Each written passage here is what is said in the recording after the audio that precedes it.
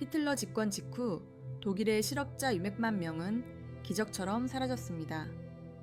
전 세계가 대공황에 허덕일 때 독일인들은 크루즈 여행을 떠나고 아우토반을 달렸죠. 하지만 이 풍요는 120억 마르크라는 존재하지도 않는 유령 화폐 매포 어음 위에 세워진 사상 누각이었습니다. 사실상 국가 전체가 거대한 돌려막기를 하고 있었던 겁니다. 경제적 파산을 막기 위해 전쟁이라는 극단적인 선택지를 고를 수밖에 없었던 나치의 파멸적인 경제학, 그 이면을 파헤쳐 봅니다.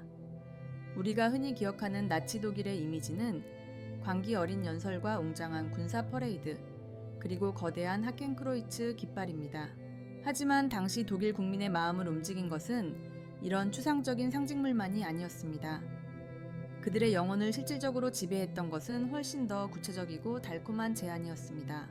바로 내일은 오늘보다 더 풍요로울 것이라는 경제적 확신, 그리고 그 확신을 뒷받침하는 정교한 할부 시스템이었죠.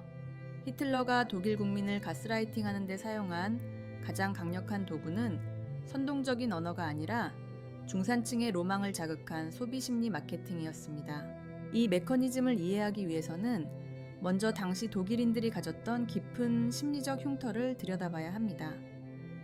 1차 세계대전 패배 이후 바이마르 공화국이 겪었던 초인플레이션은 단순한 경제적 위기가 아니었습니다.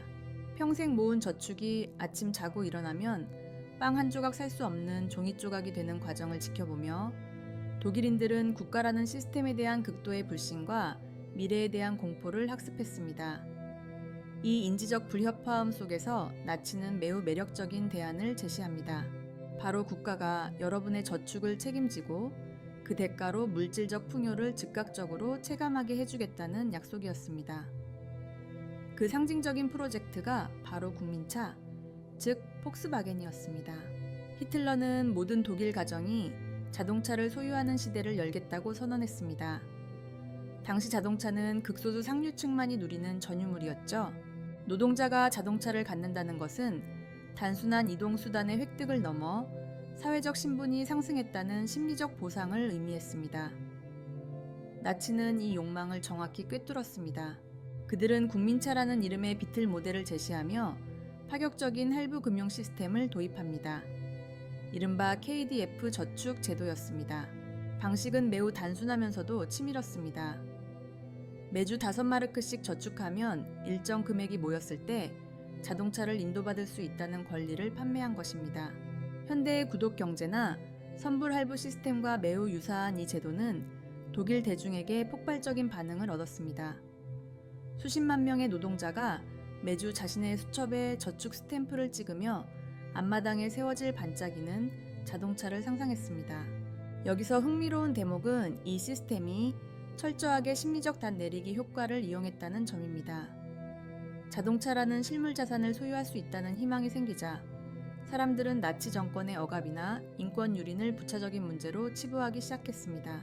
내 자산이 국가 시스템에 묶여 있으니 정권이 유지되어야만 나의 꿈도 실현될 수 있다는 강력한 심리적 종속관계가 형성된 셈입니다. 하지만 냉정하게 장부를 따져보면 이는 거대한 사기극에 가까웠습니다. 나치는 이 저축금을 자동차 생산 설비 확충에 쓴 것이 아니었습니다. 대중에게 받은 돈은 고스란히 재군비와 전쟁 준비를 위한 자금으로 전용되었습니다. 실제로 전쟁이 끝날 때까지 국민차를 인도받은 민간인은 단 한 명도 없었습니다. 폭스바겐 공장은 자동차 대신 군용 차량과 군수품을 찍어내는 기지로 변모했죠. 독일 국민은 자신의 노후 자금과 꿈을 담보로 나치의 전쟁 비용을 무이자로 빌려준 꼴이었습니다. 나치의 마케팅은 여기서 멈추지 않았습니다.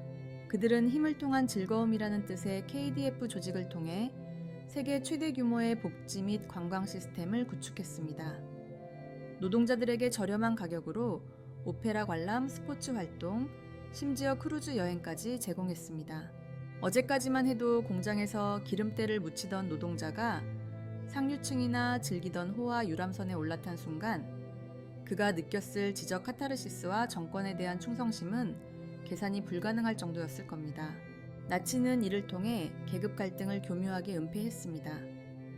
부의 실질적인 분배가 아니라 소비의 경험을 평등하게 분배함으로써 대중이 스스로를 특별한 존재로 착각하게 만든 것입니다. 이러한 대중의 소비 열풍 뒤에는 아우토반이라는 거대한 무대가 있었습니다.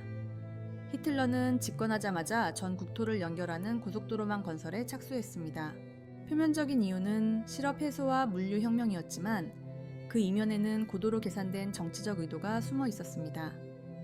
직선으로 길게 뻗은 아우토반은 나치 독일이 지향하는 속도 효율, 그리고 근대성을 시각적으로 증명하는 가장 강력한 홍보 수단이었습니다. 자동차도 없는 나라에서 고속도로부터 닦는다는 모순적인 상황이었지만 독일인들에게 아우토반은 우리가 다시 위대한 강대국이 되었다는 자긍심을 심어주는 심리적 마약이었습니다. 실제로 아우토반 건설 현장의 노동 환경은 참혹했습니다. 낮은 임금과 강도 높은 노동이 이어졌고 실업률 하락 수치 역시 통계적 착시에 불과했습니다. 미혼 남성들을 강제로 노동 봉사단에 투입하거나 유대인과 정적들을 노동시장에서 배제함으로써 만들어낸 인위적인 결과였죠.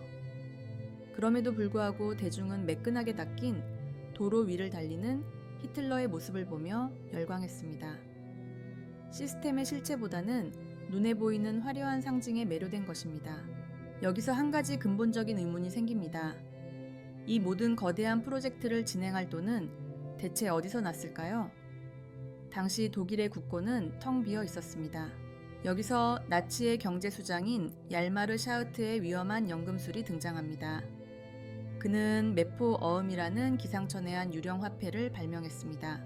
정부가 직접 대금을 지불하는 대신 가상의 회사를 세워 그 회사가 발행한 어음으로 군수업체들에게 대금을 치르게 한 것입니다. 이 어음은 장부상 국가부채로 기록되지 않았습니다. 즉, 통계에는 잡히지 않으면서 시중에 돈을 무한정 푸는 일종의 돌려막기 금융이었던 셈입니다. 이것은 현대 경제 관점에서 보면 명백한 폰지 사기였습니다. 어음의 만기가 돌아오면 또 다른 어음을 발행하거나 국가 시스템 전체를 전쟁이라는 비정상적인 상황으로 몰아넣어 그 결제를 유예해야만 했습니다. 나치의 풍요는 미래 세대의 자산과 이웃 나라의 부를 약탈하지 않고서는 유지될 수 없는 구조였습니다. 독일 국민은 달콤한 할부 금융에 덫에 걸려 자신들도 모르는 사이에 국가라는 거대한 부도 직전의 주식회사의 공범으로 가담하고 있었던 것입니다. 이 모든 화려한 풍요의 이면에는 장부에도 기록되지 않은 유령 같은 돈이 흐르고 있었습니다. 앞서 언급한 메포 어음은 나치 경제의 가장 거대하고 치명적인 비밀이었습니다. 독일의 경제학자 얄마르 샤우트가 고안한 이 시스템은 정부가 민간 기업에 군수품 대금을 지급할 때 현금 대신 5년 후에 현금으로 바꿀 수 있는 약속 어음을 주는 방식이었습니다. 겉으로는 민간 기업 간의 거래처럼 꾸몄기 때문에 독일의 국가 부채 통계에는 잡히지 않았습니다. 국제사회의 눈을 속이면서 무제한으로 돈을 찍어내 군비를 확장할 수 있는 완벽한 눈가림이었던 셈입니다. 하지만 이 어음은 결국 국가가 미래에 갚아야 할 빚이었습니다. 시간이 흐를수록 어음의 망인은 돌아왔고 독일 정부가 지불해야 할 이자는 감당할 수 없을 만큼 불어났습니다. 경제적으로 보면 나치 독일은 이미 1930년대 중반에 파산 상태나 다름없었죠. 그럼에도 불구하고 대중이 체감하는 경기는 유례없는 호황이었습니다. 이는 마치 한 개인이 여러 개의 신용카드를 돌려막으며 명품을 사고 호화로운 여행을 즐기는 것과 같았습니다. 겉으로는 성공한 중산층처럼 보이지만 실상은 언제 터질지 모르는 시한폭탄을 안고 있는 상태였던 겁니다. 흥미로운 대목은 여기서 발생합니다. 국가의 금고가 바닥을 드러내기 시작하자 나치는 매우 잔혹하고도 효율적인 경제적 해결책을 찾아냅니다. 바로 내부의 적을 설정하고 그들의 자산을 몰수하는 것이었습니다. 우리는 흔히 유대인 박해를 광기 어린 인종 차별의 결과로만 해석합니다. 하지만 역사 참견러의 시각에서 이 사건의 본질을 들여다보면 그것은 나치의 부도 위기를 막기 위한 거대한 경제적 약탈 시스템이었습니다. 당시 독일 내 유대인들은 금융, 예술, 상업 등 다양한 분야에서 상당한 부를 축적하고 있었습니다. 나치는 인종주의라는 자극적인 프레임을 씌워 대중의 분노를 유도하는 동시에 법의 이름으로 유대인의 계좌를 동결하고 부동산과 사업체를 헐값에 강탈했습니다. 이를 아리아화라고 부릅니다. 유대인에게서 빼앗은 돈과 금괴는 즉각적으로 국가 예산에 편입되어 독일 국민의 복지와 군수 공장을 돌리는 자금으로 쓰였습니다. 독일 중산층은 이 과정에서 철저한 침묵의 거래에 나섭니다. 내 이웃이 갑자기 사라지고 그들의 상점이 약탈당하는 광경을 목격하면서도 대다수 독일인은 외면했습니다.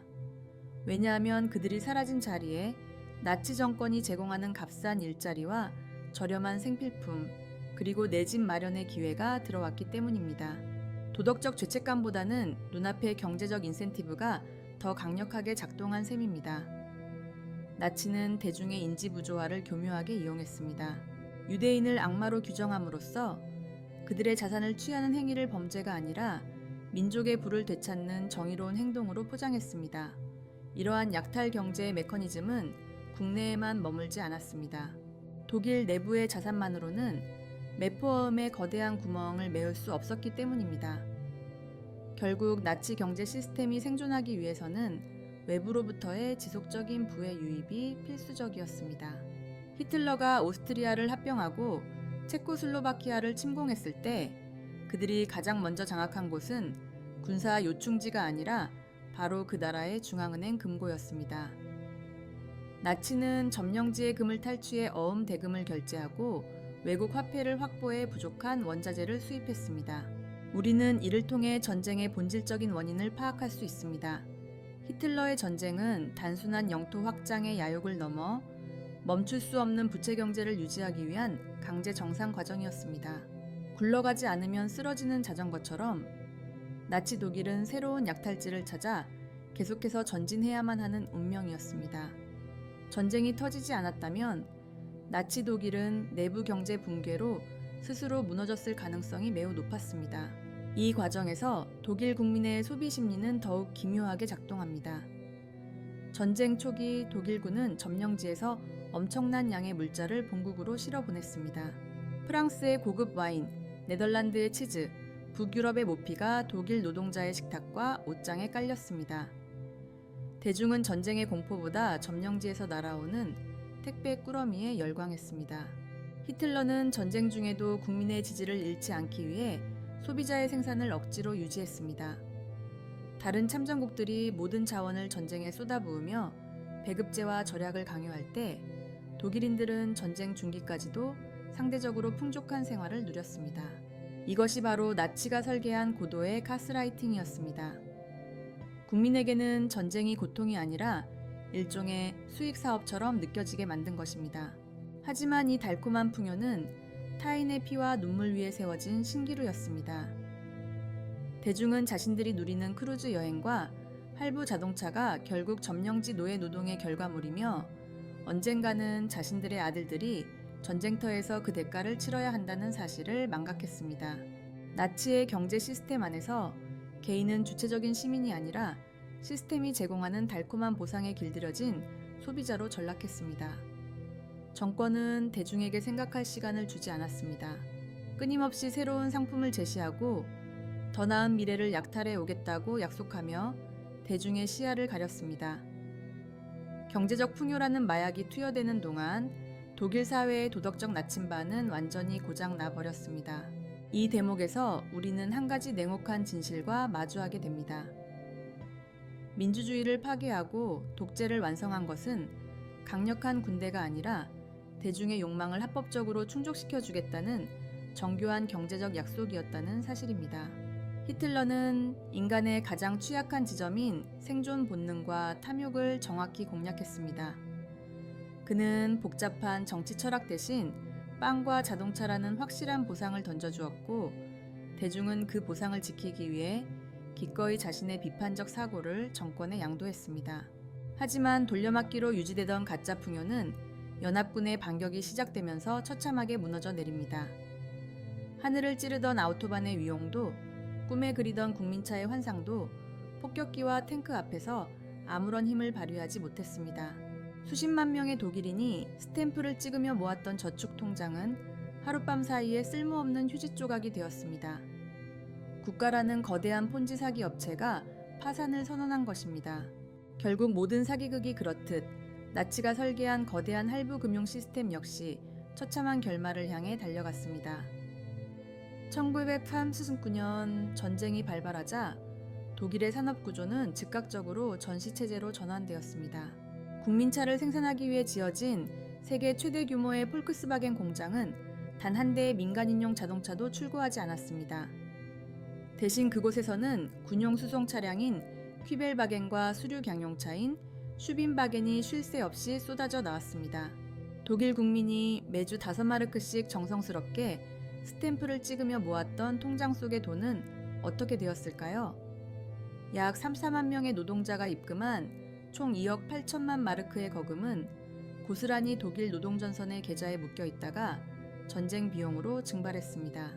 전쟁이 끝난 후 자신의 자동차를 돌려달라는 시민들의 소송이 이어졌지만 이미 나치 정권이라는 주체는 사라진 뒤였습니다. 대중은 자신들이 저축한 돈이 자신들의 아들을 죽이는 총알과 탱크가 되어 돌아오는 역설적인 비극을 목격해야만 했습니다. 이것이 바로 나치 경제의 본질이었습니다. 그들은 미래의 가치를 현재로 끌어다 쓰면서 그 담보로 대중의 도덕적 비판력을 압수했습니다. 할부 금융은 단순히 물건을 나누어 사는 방식이 아니라 시민을 정권의 채무자로 만들어 시스템에 복속시키는 고도의 통제 기제였습니다. 독일인들은 자동차라는 물질적 보상에 눈이 멀어 국가가 자신들의 주머니를 털어 파멸로 이끄는 과정을 풍요로 오해했습니다. 여기서 우리가 주목해야 할 지점은 나치 독일이 무너진 방식입니다. 나치는 경제적 합리성이 마비되었을 때 어떤 일이 벌어지는지를 보여주는 극단적인 사례입니다. 그들은 생산성 향상이나 기술 혁신을 통한 부의 창출이 아니라 타인의 자산을 빼앗고 미래의 소득을 가로채는 방식으로 시스템을 유지했습니다. 이러한 약탈적 메커니즘은 필연적으로 더 큰 자극과 더 큰 전쟁을 불러왔고 결국 스스로를 불태우며 종말을 맞이했습니다. 현대사회의 시각으로 이 사건을 복기해보면 나치가 남긴 서늘한 교훈이 보입니다. 포퓰리즘은 언제나 대중이 가장 갈구하는 경제적 결핍을 파고듭니다. 내 집 마련, 자산 증식, 삶의 질 향상과 같은 평범하고 정당한 욕망이 권력의 교묘한 마케팅과 결합할 때 대중은 얼마나 쉽게 시스템의 노예가 될 수 있는지를 역사는 증명하고 있습니다.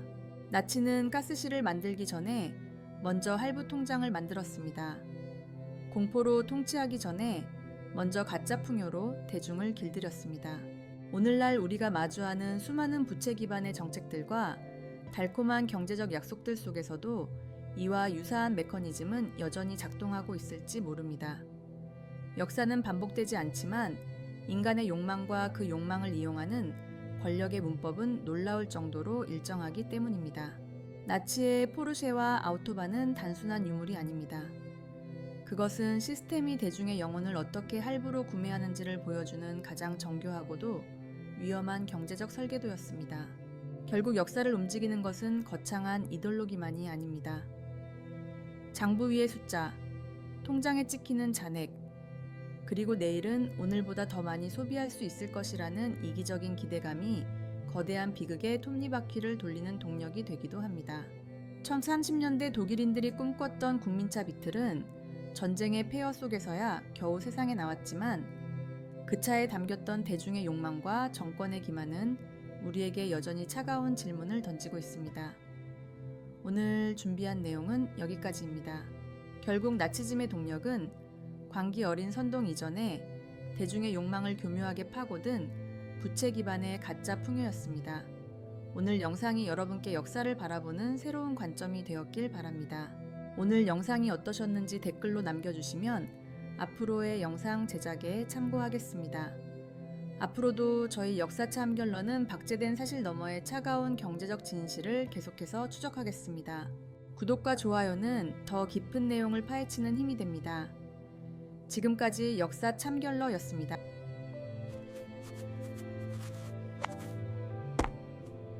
구독, 좋아요 꽉 눌러주세요.